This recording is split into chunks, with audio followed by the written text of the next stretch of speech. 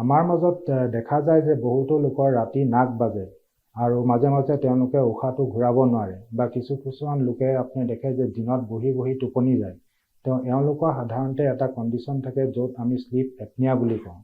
এই sleep apnoea ৰোগটোনো কি হয় তাৰ বিষয়ে অলপ কওঁ।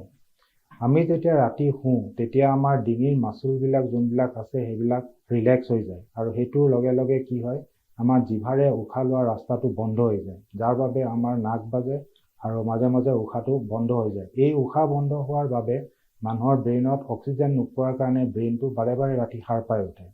সেইকাৰণে তেওঁৰ টোপনিটো পুৰা সম্পূৰ্ণ নহয়। সাধাৰণতে এজন মানুহক আপোনাৰ 6 পৰা 8 ঘণ্টালৈকে টোপনি লাগে আৰু এই এপনিয়া প্ৰব্লেমটো থাকিলে আপোনাৰ তেওঁ যদিও 8 ঘণ্টামান যদিও বিচনাত শুই থাকে কিন্তু একচুৱেলি তেওঁ ধৰক 4-5 ঘণ্টামানহে শুবলৈ পাৰে।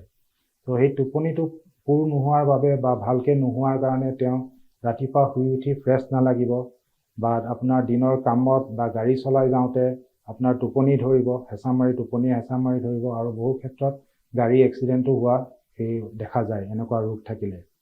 আৰু তেওঁলোকৰ ধৰক মানুহজনৰ ব্যৱহাৰৰ প্ৰতিও ধৰক খং বেছি উঠিব বা মেমৰি প্ৰব্লেম আহিব, এনেকুৱাবিলাক দেখা যায়।